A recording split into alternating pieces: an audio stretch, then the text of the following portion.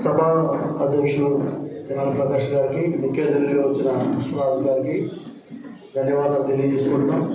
ఈరోజు కుమారి మాయావతి గారి 70వ పుట్టినరోజు సందర్భంగా ఈ జూన్ హెడ్ క్వార్టర్లో ఉమ్మడి గుంటూరు జిల్లాలో చేసుకోవడం చాలా ధన్యకరం.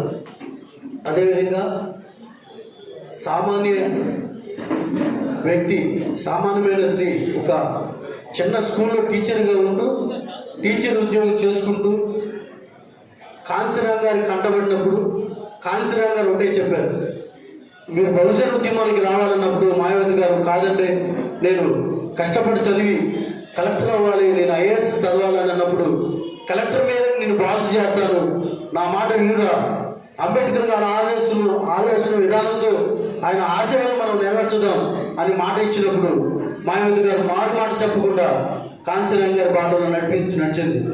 అదేవిధంగా అతిపెద్ద రాష్ట్రమైన ఉత్తరప్రదేశ్కి 4 సార్లు ముఖ్యమంత్రిగా చేశారు కాంశీరామ్ గారు మాయావతి గారిని.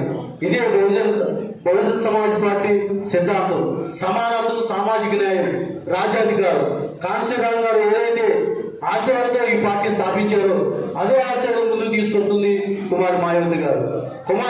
మాయావతి గారికి మనం అండగా ఉంటే ఈ దేశానికి భావి ప్రధానిగా చూస్తే ఈ దేశానికి సమానత్వం సమన్వయం వచ్చింది, రాజ్యాధికారం వచ్చింది. మన రాజ్యాధికార పదాలు ఉంటాయి, మన అసెంబ్లీలోనూ పార్లమెంట్లోనూ మన సామాజిక వర్గ ప్రజలు అక్కడ చట్టాలు చేయడానికి ప్రధాన కార్యక్రమాలు అవుతారు.